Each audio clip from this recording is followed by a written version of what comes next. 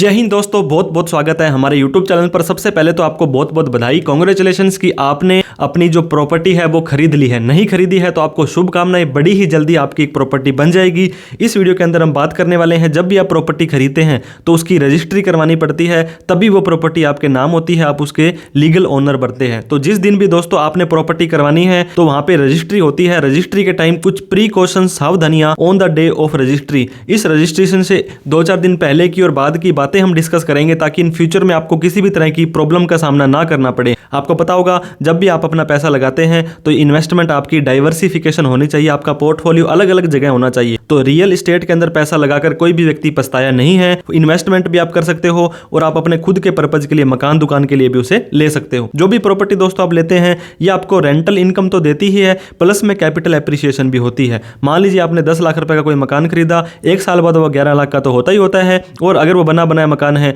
तो हर महीने आपको उसको रेंट पर देते हो तो उसका रेंट भी मिलेगा। अगर आप खुद उस पर रहते हो, पहले रेंट पर रहते थे, तो वो रेंट भी तो आपका अल्टीमेटली बच ही रहा है। तो दोस्तों, at the day of registry need to write a sale deed. आपको पता होगा, एक डीड लिखनी पड़ती है, उसमें लिखा पढ़ी होती है और उसको रजिस्टर कराना पड़ता है। अगर आप किसी से गिफ्ट में ले रहे हो तो गिफ्ट डीड हो जाएगी। तो वो रजिस्ट्रार ऑफिस होता है दोस्तों, रजिस्ट्रार ऑफिस या सब रजिस्ट्रार ऑफिस, SRO जिसे बोलते हैं। लोकल ये कहाँ लगभग मिलेगा आपको, ये तहसील वगैरह में होता है, जहां पर लिखा पढ़ी होती है। अगर आप बाय कर रहे हो या सेल कर रहे हो दोस्तों, अगर आप प्रॉपर्टी खरीदो या बेचो, दोनों ही व्यक्तियों के लिए सेम इंपॉर्टेंस होने वाला है। तो सारी की सारी कंडीशंस है आपकी लगभग तो तय हो जाती है कि मैं इतने रुपए का ये आपका मकान लूंगा और इतनी पेमेंट पहले दूंगा, इतनी पेमेंट बाद में दूंगा, ऐसे ऐसे करके मैं कब्जा ले लूंगा। ये सारी चीजें तो ऑलरेडी प्री डिसाइडेड होती हैं। लेकिन रजिस्ट्री से पहले आपको क्या करना है दोस्तों, 1, 2, 3, 4 दिन पहले, ऐसा तो है, होता नहीं है कि आप इतनी बड़ी डीड अगर 5, 10, 15 पेजों की बनाओगे तो उसको on the spot hand to hand ही वहां पे रजिस्टर लिखोगे और रजिस्टर्ड कर लोगे। तो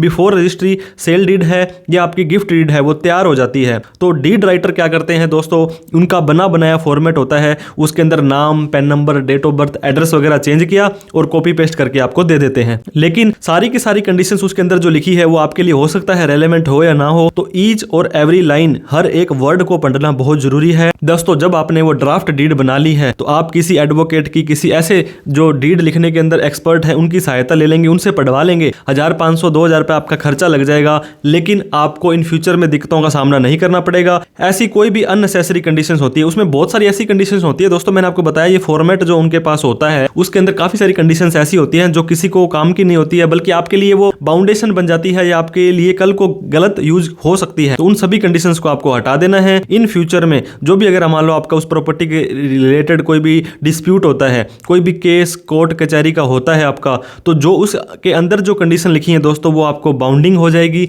वो माना जाएगा कि जब आपने यहाँ पे अपने साइन किए थे तब आपने उसको मान लिया था, अब आप इससे मना नहीं कर सकते हो। तो क्यों ना हम पहले से ही इस तरह की अननेसेसरी सारी की सारी चीजों को वहां से हटा दें। अब दूसरी कंडीशन दोस्तों जो देखनी है आपको, ओरिजिनल प्रॉपर्टी के डॉक्यूमेंट। अब बायर जो होता है दोस्तों, खरीदने वाला, वो क्या करेगा, वो तो उस प्रॉपर्टी के जब खरीद ली उसने तो उसके सारे के सारे डॉक्यूमेंट उसी को तो मिलने चाहिए ना। तो need to collect original property document. और सेलर को क्या करना पड़ेगा, वो सारे के सारे डॉक्यूमेंट हैंड ओवर करने पड़ेंगे। अब राइट करना है आपको एक स्टैम्प पेपर में दोस्तों, एक स्टैम्प पेपर अलग से और ले लो, जिसके अंदर उसको लिख करके दो कि मैंने आपको ये चैन दे दी है, मैंने ओरिजिनल डॉक्यूमेंट दे दी है, पावर ऑफ अटर्नी, इसके अंदर कोई मैप है, हमारा हाउस प्रॉपर्टी है, बिजली का बिल है, पानी का बिल है, और इसके जो रजिस्ट्री हमारी हुई है इसके अंदर 20 पेज हैं, तो उस पेजों को लिखना है, उसको नोटराइज करा के विटनेस करवा लेने। इसका क्या मतलब हुआ दोस्तों, जब भी आप प्रॉपर्टी खरीदते या बेचते हैं तब कुछ ना कुछ एक आधा डॉक्यूमेंट रह जाता है, या इस तरह से इन फ्यूचर में कोई दिक्कत ना आए, इसलिए आप पहले से ही इसका एक अलग से 50 रुपए का स्टैम्प बना लें कि मैंने ये डॉक्यूमेंट है, आपको ये लिस्ट है, ये आपको इस तारीख को आपको हैंड ओवर कर दिए हैं। इसके बाद में दोस्तों पोजेशन होता है। पोजेशन के अंदर फिजिकल पोजेशन जो होता है, आप इसको बोल सकते हैं हिंदी के अंदर कब्जा। कब्जे का मतलब होता है कब उस जगह के आप मालिक बन जाएंगे, उसके अंदर आप एंटर कर सकते हैं, ये दिया जाएगा और जो प्रॉपर्टी खरीद रहा है उसके द्वारा लिया जाएगा। तो in real possession has been taken, क्या सच में पोजेशन ले लिया गया है, आपका कब्जा ले लिया गया है। कई बार क्या होता है, आपने रजिस्ट्री तो करवा ली है, लेकिन बाद में आप जाते हो तो वहां पे तो उसके पुराने किराएदार बैठे हैं या खुद का सामान पड़ा है, वो उठा ही नहीं रहे। तो सेपरेट पोजेशन लेटर जो है, टाइम और डेट कि मैंने आज, मान लीजिए आपकी 14 जनवरी 2025 को शाम को 7 बजे मैंने मेरा अपना कब्जा ले लिया है। तो अगर आप सेटिस्फाई हो जाओगे तो इसको जरूर लिखें। अगर प्रॉपर्टी रेंट पर है तो दोस्तों कोशिश करें कि पुराना जो किराएदार था उसको आप कंटिन्यू ना करें, क्योंकि उससे क्या कंडीशंस थी पुराने मालिक की क्या नहीं थी वो अपने को नहीं पता है। तो आप अपना नया किराएदार, लालच ना करें कि आपको नया किराएदार मिल जाएगा, लेकिन कोशिश करें कि आप अपना नया किराएदार रखें ताकि इन फ्यूचर में नए सिरे से आपका सारा काम हो सके। अब दोस्तों विटनेस होता है गवाह, जैसे आपने सुना होगा ना खुदा गवाह। खुदा तो हर चीज का गवाह है, लेकिन जब आप रजिस्ट्री कराते हैं तब भी आपको 2 गवाह लेके जाने पड़ते हैं। At least 2 witness are required at sub registrar office, और उनको भी वहां पे पेश होना पड़ता है, उनका आधार कार्ड वहां पे लगता है, उनकी वहां पे फोटो भी लगती है, ताकि इन फ्यूचर के अंदर कभी कोई दिक्कत आए तो वो बोल दे आकर के हाँ जी मेरे सामने आपने ये गवाही प्रॉपर्टी खरीदी थी और इसने बेची थी। दोस्तों बहुत सारी रजिस्ट्री में क्या होता है 100 200 500 रुपए लेकर के गवाह खरीदे जाते हैं, मतलब उनको साइन करवाया जाता है कि भाई साहब यार आप साइन कर दो, और वो व्यक्ति जिंदगी में कभी भी बाद में सामने ही नहीं आते हैं। तो कल को कोई डिस्प्यूट होता है दोस्तों, कोई भी तरह की दिक्कत होती है, तो इस तरह का गवाह हो जो फ्यूचर में आपके फेवर में गवाही दे सके। मतलब 2 गवाह होते हैं अगर प्रॉपर्टी में, तो एक बायर का हो और एक सेलर का हो। ये देखिए एक बायर और एक सेलर का पर्सनल विटनेस होना चाहिए। ऐसे नहीं आप किसी भी चलते फिरते की गवाही ले लो, और कोशिश करें दोस्तों फ्रेंड ही गवाही हो, दोस्त की गवाही हो, किसी रिश्तेदार की गवाही ना हो।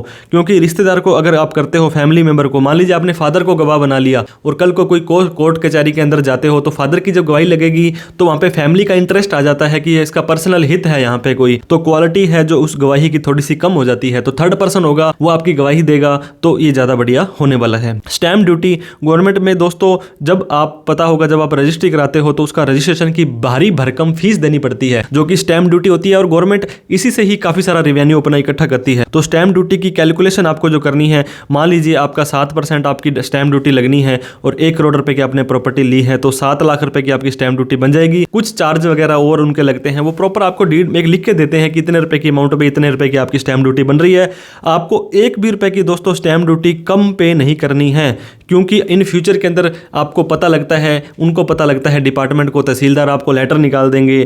क्रॉस चेक जरूर करें किसी भी दूसरे तीसरे चौथे पर्सन से कि सर हमारी इस प्रॉपर्टी की इतनी स्टैम्प ड्यूटी बन रही है, ये बिल्कुल सही है क्या, क्योंकि वहाँ पे तहसील वगैरह में काफ़ी सारा जो इस तरह के एक्सपर्ट लोग बैठे होते हैं। एक्यूरेट बिल्कुल पूरी दें, ज़्यादा दे दें। अगर आपकी, मैं बता रहा हूँ ना, 7 लाख रुपये स्टैम्प ड्यूटी बनी थी, आपने 7,10,000 रुपये कटवा दिए, कोई दिक्कत वाली बात नहीं है। 10 रुपये गवर्नमेंट को दिया हुआ काम ही आता है, हमारे ऊपर ही वो पैसा लगेगा। अगर आप कम दे दोगे तो इन फ्यूचर के अंदर आपको किसी न किसी तरह से कभी भी परेशानी का सामना करना पड़ सकता है। अब दोस्तों बैलेंस आपको पता होगा, जब भी उस प्रॉपर्टी की रजिस्ट्री होती है, मैंने आपको 1 करोड़ रुपए का एग्जांपल दिया, 1 करोड़ रुपए की प्रॉपर्टी है तो ये तो हो ही नहीं सकता है कि 1 करोड़ रुपए की रजिस्ट्री होगी। अब मान लीजिए 50% और 50% ऐसे करके वहां पे कई बार होता है, वहां पे 50% आपको कैश दिया जाता है और 50% आपको कोई चेक या ऑनलाइन पेमेंट दी जाती है। तब आप जब जिस दिन रजिस्ट्री करा लेंगे तो उस मालिकाना हक आपका खो दिया जाएगा, आप उसके मालिक नहीं रहेंगे, ये सामने लेने वाला मालिक बन जाएगा। तो जितना भी बैलेंस पड़ा था उसको कैश के अंदर या ऑनलाइन के अंदर जैसे भी आपको लेना है, दोस्तों कैश के अंदर 2 लाख रुपए से ज्यादा ऑन रिकॉर्ड आप पैसा ना लें, क्योंकि इनकम टैक्स डिपार्टमेंट 2 लाख से ज्यादा कैश लेने पर उतने ही रुपए की पेनल्टी लगा सकता है। रजिस्ट्री अमाउंट मैंने बताया 1 करोड़ की है, कैश 50 लाख और कैश ऑनलाइन। तो कैश का तो यहाँ पे मैटर ही नहीं होता है दोस्तों, जब भी रजिस्ट्री होगी तो ऑन रिकॉर्ड ही पैसे की बात की जाएगी। तो रजिस्ट्री अमाउंट आपके अकाउंट में ही आनी चाहिए। मैंने आपको बताया 50 लाख रुपए की रजिस्ट्री हो रही है तो 50 लाख रुपए का चेक या जो भी ऑनलाइन माध्यम से आ रहा है, वैसे तो मैंने आपको बताया चेक नहीं लेना है आपको। मान लीजिए आपकी आज 14 तारीख रजिस्ट्री हो रही है और उस व्यक्ति ने आपको यहाँ पे अकाउंट पे ही 50 लाख रुपए का चेक दे दिया है। अब आपने शाम को लगाया, मान लीजिए 4 बज के बैंक बंद हो गया, आपने अगले दिन लगाया, या सैटरडे संडे भी आ गया अगले दिन, आपने मंडे को लगाया और बाद में पता लगा उसके तो अकाउंट में पैसा ही नहीं है, वो चेक बाउंस हो गया, फिर कोर्ट कचहरी के चक्करों में आप पड़ोगे। तो आप चेक ना लें, चेक ना लें। क्या लें हम, तो दोस्तों आपका चेक कभी भी बाउंस हो सकता है, सामने वाले के अकाउंट में पैसे पड़े हैं नहीं पड़े आपको क्या पता, पड़े भी होंगे, उसने आपको दिखा भी दिए और रजिस्ट्री होने के बाद उसने पैसे नेट बैंकिंग से निकाल लिए, तो आप क्या करोगे। आपको दोस्तों डिमांड ड्राफ्ट लेना है। डिमांड ड्राफ्ट तभी बनता है जब सामने वाले के खाते में कुछ पैसे पड़े हैं, आप उसे आरटीजीएस करा लो, नेफ्ट करा लो, आईएमपीएस करवा लो, बहुत तरह के ऑप्शन होते हैं। बैंक की एंट्री आप अपनी चेक करो, इसके बाद ही आप अपनी जो रजिस्ट्रेशन की जो डिटेल आई है उसको, मान लीजिए आपने 50 लाख की रजिस्ट्री कराई है तो यहाँ लिखो 50 लाख रुपए की मैंने इस चेक नंबर से, या चेक नंबर नहीं है तो इस डीडी नंबर से, या मैंने ऑनलाइन नेट बैंकिंग से इतने रुपए प्राप्त कर लिए हैं। और दोस्तों 50 लाख रुपए से ज्यादा की अगर आप कोई भी प्रॉपर्टी खरीदते हो तो खरीदने वाले को 1% उस व्यक्ति का टीडीएस काट कर ही पैसे देने हैं। मान लीजिए आपने 60 लाख रुपए की कोई प्रॉपर्टी खरीदी तो 60,000 रुपए काट करके 59,40,000 रुपए ही आपको उसको वहां पे वापस देने हैं। 1% टीडीएस उस व्यक्ति का पैन कार्ड में काट लेना है, इस चीज का भी ध्यान देना है। अब दोस्तों अगर आप एक सेलर हो, आपने बेची है प्रॉपर्टी, अगर आप अपनी प्रॉपर्टी के सारे डॉक्यूमेंट, आपको पता होगा, सामने वाले को देने पड़ते हैं, तो वो देने से पहले जितने भी आपके डॉक्यूमेंट थे उनका एक पूरा सेट बना लें। मैंने आपको काफ़ी सारे कागज बताए थे, आपका चैन है, आपका पटा है, आपकी रजिस्ट्री है, आपका मैप है, बिजली के बिल हैं, जो भी हैं, आपके फ्यूचर रेफरेंस के लिए कभी भी जरूरत पड़ जाए तो उनकी एक सेट फोटोकॉपी निकाल लो, और कलर फोटोकॉपी हो जाए तो और भी ज़्यादा बढ़िया है, क्योंकि एक तरह से ओरिजिनल ही शो होते हैं। तो सेलर को ये काम बड़ी ही सावधानी से और जरूरी करना है। इसके बाद में मिसिंग डॉक्यूमेंट। दोस्तों, एक डॉक्यूमेंट, मान लीजिए आपकी चैन नहीं है, कोई इस तरह का कोई भी डॉक्यूमेंट आपके पास अभी फिलहाल नहीं है जो आपने सामने वाले व्यक्ति को देना है, और लेने वाला व्यक्ति ने आपको पेमेंट दे दी, सारी की सारी रजिस्ट्री होगी। If any of the important document not available at the time of registry, आप रजिस्ट्री करा रहे हो और आज वो डॉक्यूमेंट अवेलेबल नहीं है, तो एक इंडेमनिटी बोर्ड उनसे भरवा लो, एक स्टैम्प पेपर पे उनसे ले लो, उसको नोटरी कर लो कि ये डॉक्यूमेंट मैं आज नहीं दे पा रहा हूँ, एक हफ्ते में, 10 दिन में, या बैंक में कहीं पर भी मेरे पास पड़ा है, मैं दे दूंगा। फ्यूचर के लिए मत छोड़ो, क्योंकि बाद के अंदर दोस्तों सेलर कहाँ, बायर कहाँ, आप सभी का आपस में मिलाप हो या ना हो, तो इस चीज का मेक श्योर करना है। अब बहुत सारे लोग क्या करते हैं दोस्तों, 90% लोग क्या करते हैं, मैंने एक मकान लेना है, तो मैंने 1 करोड़ का मकान लेना है, 50 लाख की रजिस्ट्री हो रही है, तो 50 लाख का बैंक लोन दे देगा, उसका मान लो 90% भी देता है तो उसका 45 लाख रुपए लोन दे देगा। अब लोन ऐसे तो बैंक देता नहीं है, सारे के सारे डॉक्यूमेंट बैंक को भी चाहिए होते हैं, और बैंक लोन लेने के लिए अगर प्रॉपर्टी को बाय करते हो तो सारे के सारे ओरिजिनल डॉक्यूमेंट है वो कौन रखेगा, वो बैंक रखेगा, क्योंकि वो बैंक के पास में गिरवी रखे गए हैं। तो जितने भी डॉक्यूमेंट उस बैंक ने रखे हैं उनकी एक रिसीविंग ले लो, एक लेटर पे उनको बोल दो कि मैंने ये डॉक्यूमेंट ले लिए हैं, नीचे बैंक का कोई ऑफिसर साइन कर देगा।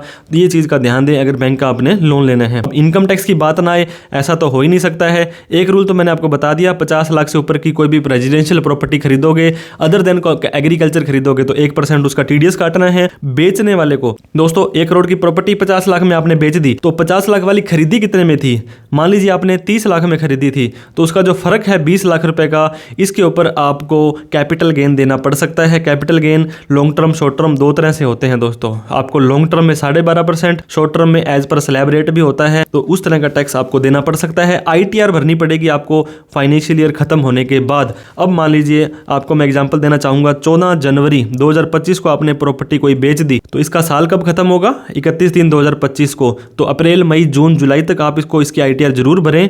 ITR में इसको शो करें कि मैंने प्रॉपर्टी बेची थी, क्योंकि 30 लाख रुपए से ज्यादा की कोई भी प्रॉपर्टी आप खरीदते हैं या बेचते हैं वो ऑनलाइन शो हो जाती है आपके ASTS में। तो मेक श्योर करें, चाहे 1 रुपए की भी बेचे दोस्तों, आपके बैंक में तो एंट्री आ रही है ना, तो ASTS में बोले या ना बोले आपको चल करके उस एंट्री को ITR में दिखाना है। अब बायर है दोस्तों, खरीदने वाले को भी इनकम टैक्स में क्या दिक्कत आ सकती है, उसने प्रॉपर्टी ली तो उसकी फिक्स एसेट बन गई, ये संपत्ति बन गई। ITR 3 बिजनेस की भर रहा है तो उसको वहां दिखाएं, 4 भर रहा है तो भी उसमें दिखा सकते हैं, और अपना प्रूफ रखें कि ये पैसा कहां से आया था। मान लीजिए मैंने आपको बताया 30 लाख से ज्यादा की प्रॉपर्टी की सूचना ऑनलाइन जाएगी। अब ये 30 लाख रुपए आपके पास खुद का था, आपने गिफ्ट लिया, आपने लोन लिया, आपकी ओल्ड खुद की कैपिटल थी, जैसे भी थी, ये आपको डिपार्टमेंट पूछ सकता है, तो इसका भी आप मेक श्योर करें। अगर आपने लोन लेकर के प्रॉपर्टी ली है तो कोई टेंशन वाली बात नहीं है दोस्तों। आप टाइम टू टाइम या कम से कम साल में एक बार 31 मई को आपका ये ASTS प्रॉपरली अपडेट हो जाता है। तो जून और जुलाई के अंदर आप अपना AIS, TIS और 26S जरूर चेक करें, अपनी ITR भरना सुनिश्चित करें, लीगल रहें, लॉयल रहें, टेंशन फ्री रहें। तो इस तरह से हम शुभकामनाएं देते हैं दोस्तों, आपकी प्रॉपर्टी भी बढ़ती जाए। Keep investing, keep growing, invest करते रहें, तरक्की करते रहें। आपकी तरक्की में हमारी तरक्की है। वीडियो अच्छी लगी हो तो लाइक करें, अभी तक हमें सब्सक्राइब नहीं किया तो प्लीज कर लें। इस वीडियो को उन सभी लोगों में शेयर करना है जिन्होंने प्रॉपर्टी ले ली है, लेने वाले हैं, जिनके अड़ोस पड़ोस रिश्तेदार में कोई प्रॉपर्टी लेनी है। कोई डाउट, क्वेरी, क्वेश्चन रह जाता है तो कमेंट करके जरूर बताएं। Thank you so much for watching this video. जय हिंद, जय भारत।